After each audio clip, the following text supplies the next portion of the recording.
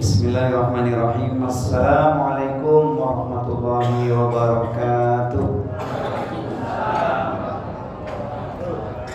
Alhamdulillah wassalatu wassalamu ala Rasulillah, amma ba'du.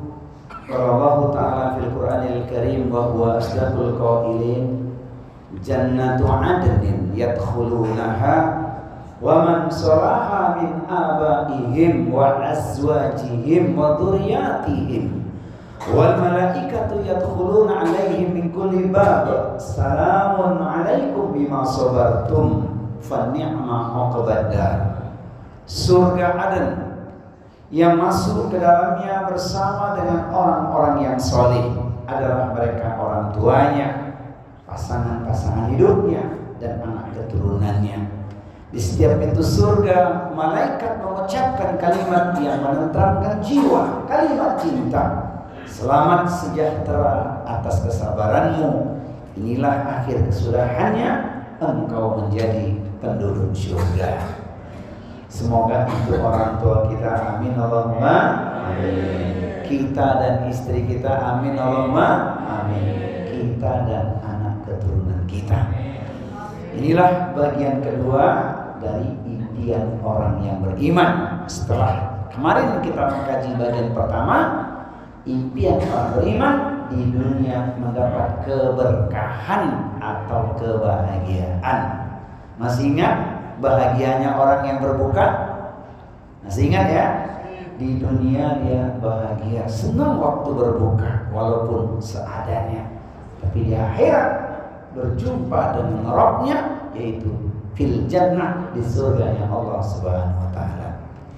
Nah, bagian yang kedua ini, teman-teman sekalian, pencinta ilmu penduduk surga adalah niat kuat kita, harapan puncak, yaitu meraih husnul khotimah. Ini dia.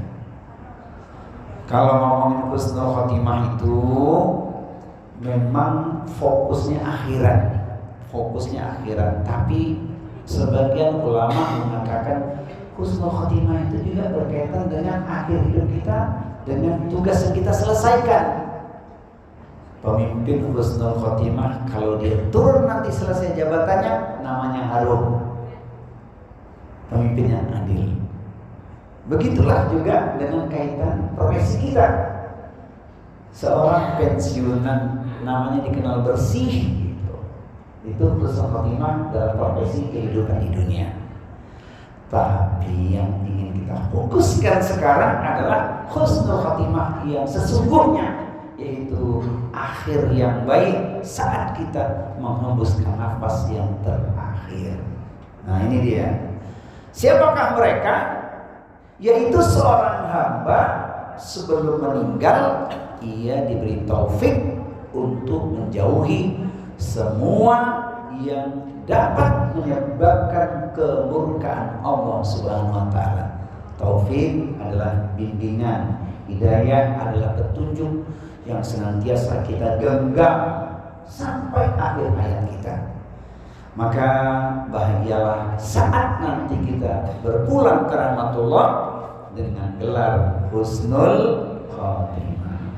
Mengingatkan teman-teman sekalian bahwa kata husnul khotimah itu artinya semoga meninggal dalam keadaan yang baik, akhir yang baik. Berarti itu untuk kita semua yang masih hidup. Ketika kita ngomong begini ya, jamaah sekalian, semoga kelak ketika kita wafat husnul khotimah. Semoga husnul khotimah untuk kita masih hidup. Kalau orang sudah meninggal, tidak tepat kita katakan semoga yang wafat ini husnul khotimah. Tidak tepat. Tapi yang tepat apa? Perlunya kita mendoakan. Boleh nggak kita sematkan kata husnul khotimah? Boleh. Misal yang meninggal itu orang baik, mayat ini ada tanda husnul khotimah. Begitu, bukan semoga husnul khotimah, sebab dia sudah selesai. Begitu ya. Semoga husnul khotimah untuk yang masih hidup. Kita ucapkan begitu. Sudah meninggal orangnya baik, mayat ini, orang ini, sahabat seperti ini ada tanda husnul khotimah. Meninggalnya misal malam Jumat atau hari Jumat, sedang jihad, sedang puasa, dan itu terjadi. Beberapa waktu yang lalu seorang kiai malamnya masih kasih tausiah kultum Ramadan, pulang jam 10, jam 12 lewat sekian menit berpulang ke rahmatullah. Ratusan jamaah yang menyolatkannya puasa kemarin beberapa waktu yang lalu, tepatnya Jumat malam Sabtu. Mungkin kenal nama yang satu ini, beliau namanya Kiai Lukman Halim. Kalau di Tangerang cukup punya nama beliau, seorang kiai yang sangat bersahaja. Ini contoh saja. Jadi hati-hati ya dengan kata husnul khotimah. Kalau yang sudah meninggal, lebih tepat kita mengucapkan kalimat apa? Allahumma ighfir lahu warhamhu wa'afihi wa'fu anhu. Semoga Allah memberikan ampunan untuknya dan dimasukkan ke dalam golongan ahlul jannah. Itu boleh. Semoganya agar dia masuk surga. Sebab kalau husnul khotimah sudah selesai buat dia. Baik ya. Sekarang kita masuk di kajian intinya sesuai waktu yang kita miliki. Hari ini kita siap sampai jam berapa? Ini serius nih. Sampai jam 1:04 ya, biar bisa istirahat gitu. Oke. Bagaimanakah jalan kita meraih husnul khotimah? Ada 5 jalan. Pertama, menjaga iman dan ketakwaan kepada Allah Subhanahu wa taala secara istiqomah. Allah sudah kasih kita nikmat yang gak ada bandingan nih, nikmat iman dan Islam. Tiap Jumat kita mendengar wasiat khatib, wala tamutunna illa wa antum muslimun. Quran surat apa? Ali Imran, surat yang ketiga, ayat di nomor 102. Itu dia. Nikmat yang gak bisa dibeli dengan apapun, nikmat iman dan Islam. Maka kita bersyukur. Walaupun ada yang mengatakan ente itu Islam keturunan, gak ada masalah. Alhamdulillah. Walaupun Islam keturunan, yang penting kita jaga iman kita. Maka selalulah kita berdoa, Rabbana la tuzigh qulubana ba'da idh hadaitana wa hab lana min ladunka rahmah innaka antal wahhab. Ya Allah, jangan kau condongkan hati kami kepada kesesatan setelah Engkau berikan petunjuk hidayah kepada kami. Ya Allah, Engkaulah sebaik-baik pemberi rahmat. Quran surat Ali Imran, surat yang ketiga, ayat di nomor 8. Jangan lupa doa ini senantiasa kita baca setiap kita usai sholat fardu. Jangan lupa sematkan doa ini. Nah, iman dibuktikan dengan ketakwaan. Berarti amalan yang mesti kita lakukan dijaga dengan istiqomah. Saya pernah menyampaikan sebagai peringatan untuk diri pribadi dan untuk saudaraku sekalian pencinta ilmu perindu surga, yaitu kisah seorang yang wafatnya su'ul khotimah. Padahal amaliyahnya, amal solehnya dahsyat ketika dia masih hidup. Sayang di akhir hayatnya mendapatkan musibah besar. Dia melakukan perbuatan dosa, sedang melakukan dosa, nyawanya dicabut. Inna rajula la ya'malu zamanat tawil bi amalin ahlil jannah summa yukhtamu lahu amaluhu bi amalin ahlin nar.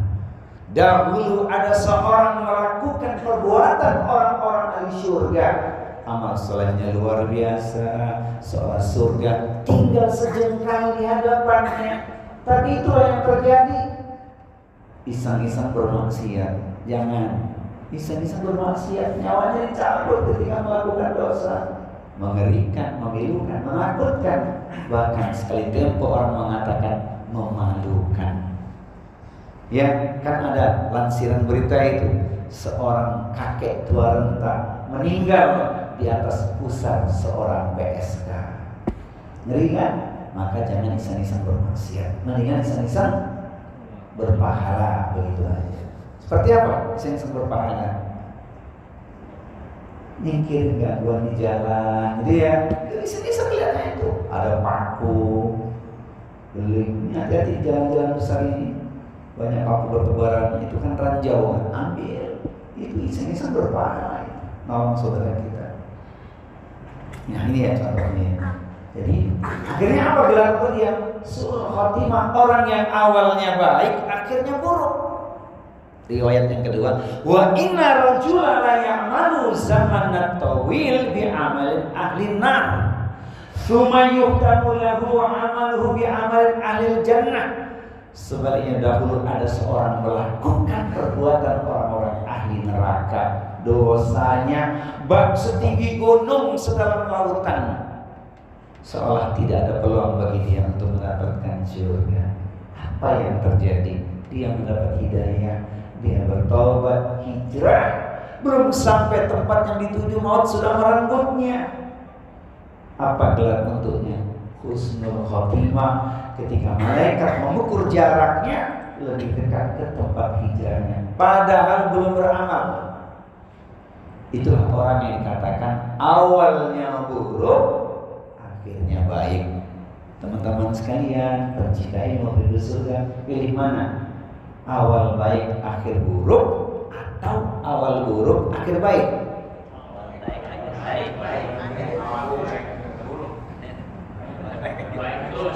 Keren, mesti begitu. Maka jangan yang penting akhirnya, belum tentu. Istiqomah itu maksudnya jaga amalan kita.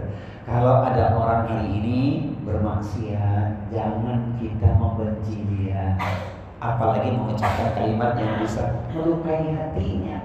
Ini dia calon neraka lewat. Nah, jangan tuh. Nih calon neraka lewat nih, hati-hati. Nah, jangan. Kita tidak tahu akhir kehidupan seseorang ya.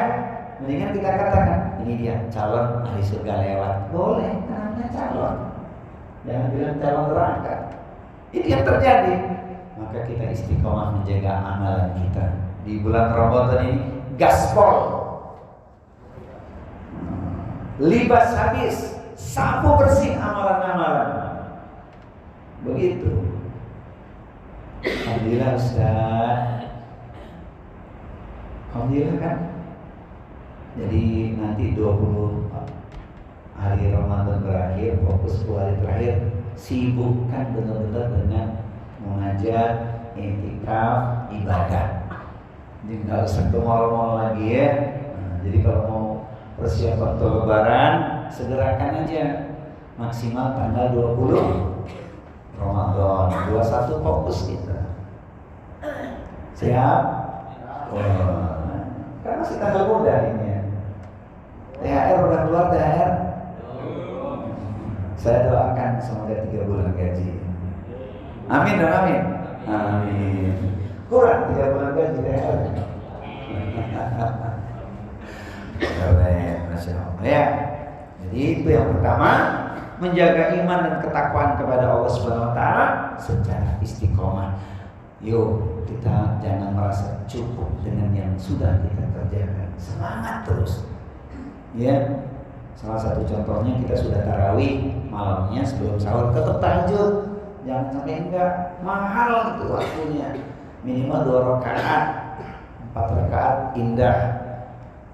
Kemudian minta ampun mohon pada Allah Subhanahu Wa Taala. Ini yang pertama. Yang kedua, jalan meraih husnul khotimah adalah berusaha dengan sungguh-sungguh memperbaiki diri, lahir dan batin. Ini ringkasnya. Nggak ada orang yang sempurna, tapi kita ingin selalu memperbaiki diri, tidak berpuas dengan apa yang sudah kita lakukan. Kan saya pernah menyampaikan juga di tema yang lain ya, seorang sahabat yang satu ini sering nangis, sahabat Mu'ad bin Jabal. Sering nangis dia karena merasa bekalnya belum cukup. Padahal dia dijamin ahli surga oleh Rasulullah. Karena dia ring satu Rasulullah, berjuang bersama Nabi, dakwahnya luar biasa, tapi sering menangis karena merasa bekalnya masih sedikit. Renungkan apa yang beliau katakan ketika ditanya oleh para sahabat yang lain. Lima yabkika ya Mu'ad, mengapa engkau sering menangis wahai Mu'ad?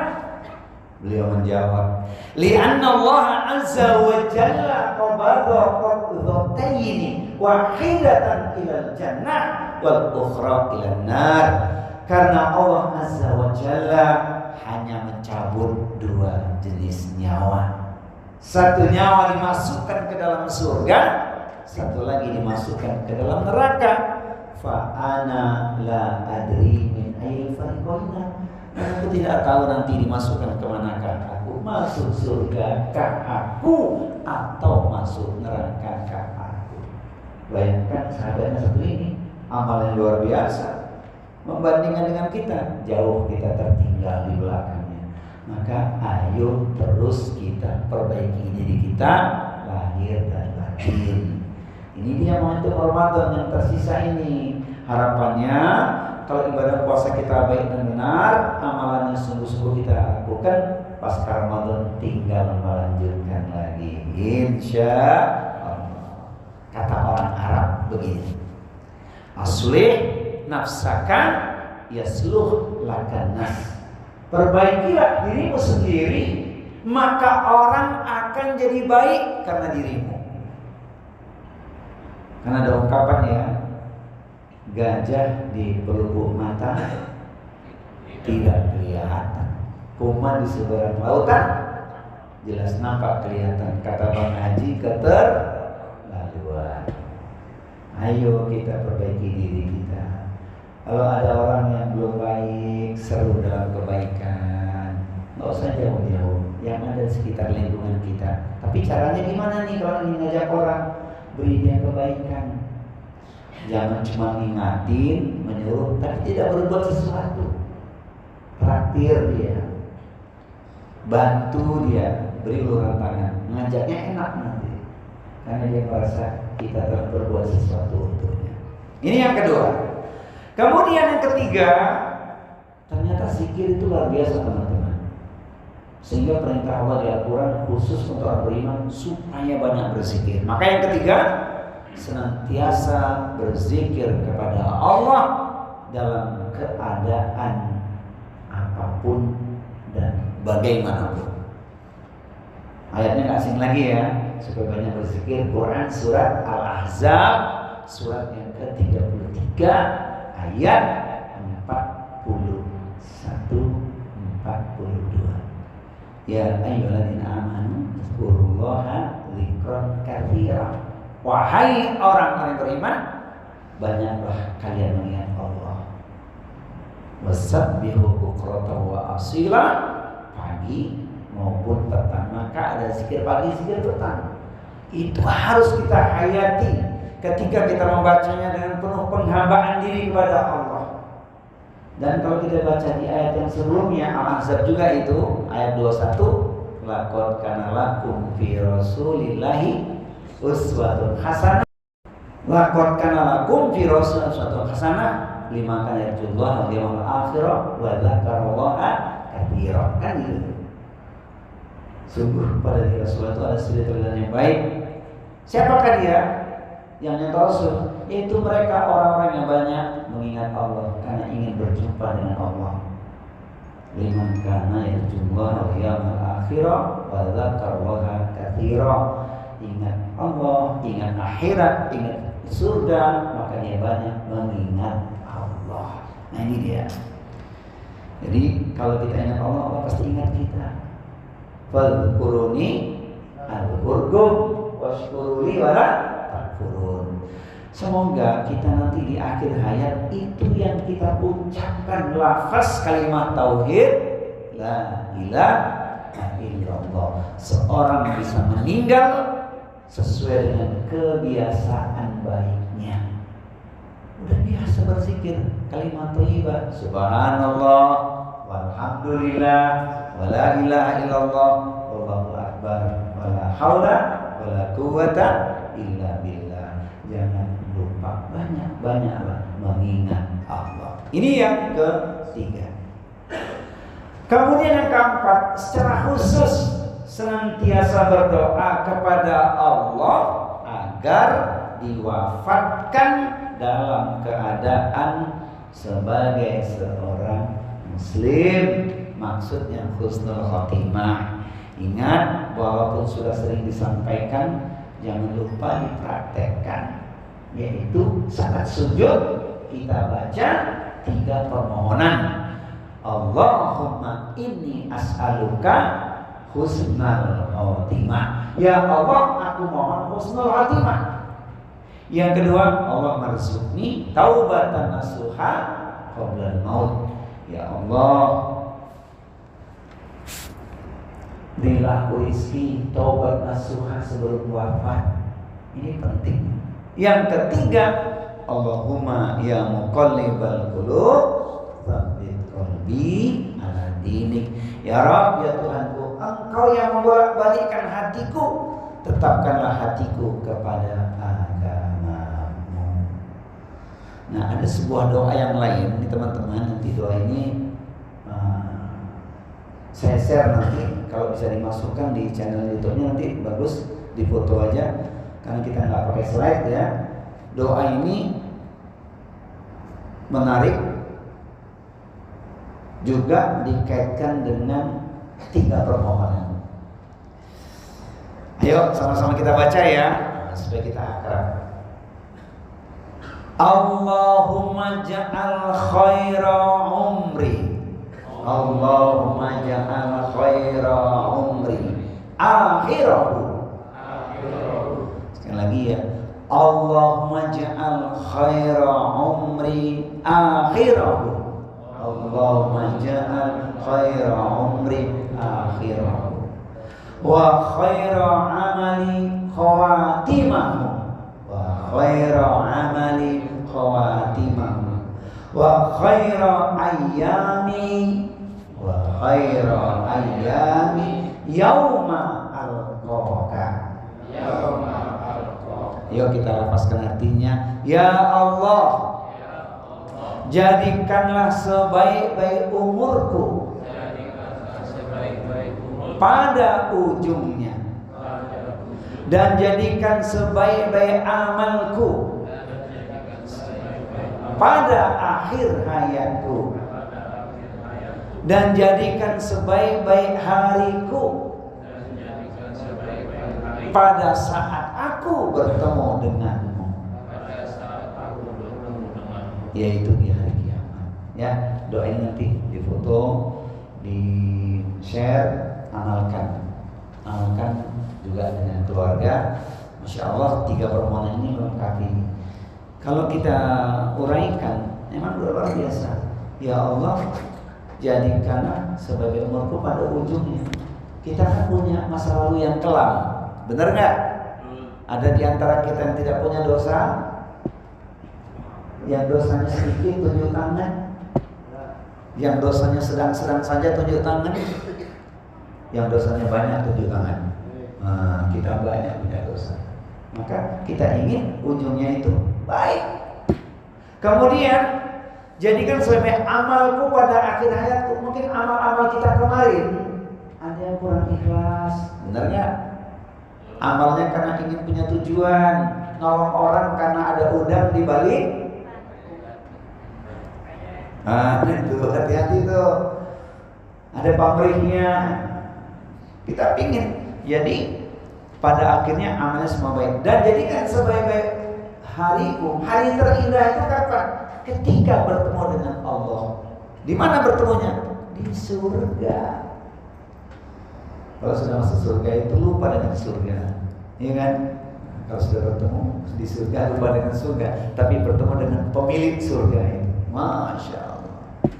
Kita juga lihat rumah megah mewah itu indah, tapi begitu lihat orangnya sebentar kita lupa tuh dengan rumah. Baru ngobrol kita baru ngomongin yang lain. Nah ini juga. Nah jemaah sekalian, jangan lupa. Jadi ada 3 doa pertama. dan tambahan 3 doa yang berikutnya. Semoga kita dikabulkan dengan doa ini ya. Amin ya rabbal alamin. Kan kita ingin husnul khatimah. Terakhir, yang kelima adalah mengerjakan semua amal soleh itu dengan landasan ilmu dan ikhlas. Jadi tidak boleh beramal pakai selera. Menurut gua nih bagus nih, nggak boleh gitu. Harus dengan landasan ilmu. Maka kita thalabul ilmi wajib hukumnya. Bahkan jihad gitu. Ya kan? Masya Allah. Man kharaja li thalabil ilmi fa huwa fi sabilillah hatta yarji'a. Siapa yang keluar dari rumahnya untuk menuntut ilmu, maka dia dalam keadaan fisabilillah sampai dia kembali ke rumahnya. Ada orang Sunda nggak di sini? Mana orang Sunda? Terjemahkan dong.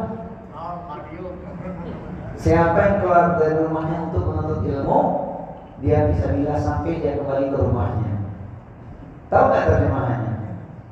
Sing saha keluar di bumi ilarian ilmu jalmi jantan eta fisabilillah dugi kawan sudri. Seminggu ngapalinnya tuh. Iya, begitu terjemahan bebas bahasa.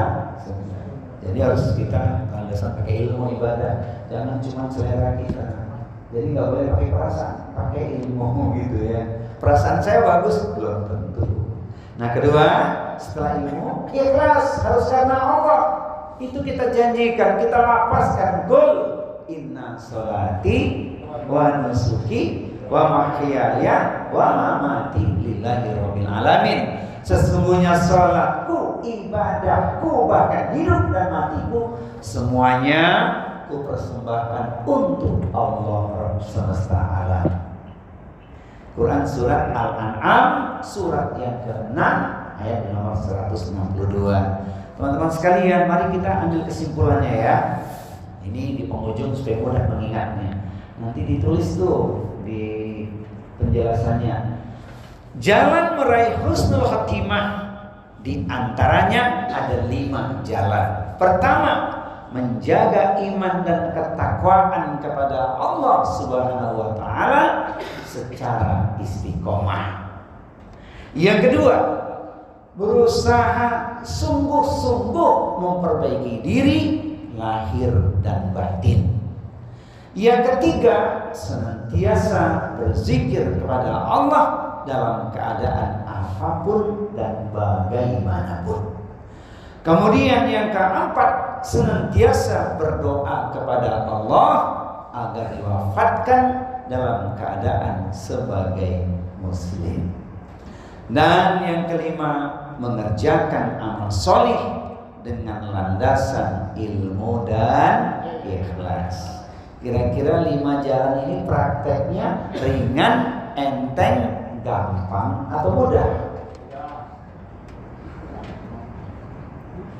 Bapak Ibu sekalian, kira-kira 5 jalan meraih husnul khatimah ini prakteknya ringan, enteng, gampang atau mudah? Gampang susah. Jawablah insya Allah. Berarti punya tekad, jangan bilang susah. Insya Allah. Semoga kita meraih kemenangan di akhir Ramadan nanti. Amin ya rabbal alamin. Menangnya bukan cuma 1, 3 menangnya. 1, la'alakum tattaqun, jadi orang yang bertakwa. 2, la'alakum tashkurun, menjadi hamba yang pandai bersyukur. Yang ketiga, la'alahum yarsyudun, menjadi hamba yang senantiasa diberi petunjuk. Insya Allah. Yuk kita tutup dengan doa. Kita mohon pada Allah Subhanahu wa taala, majelis ilmu taman surga, malaikat mengaminkan doa kita. Amin.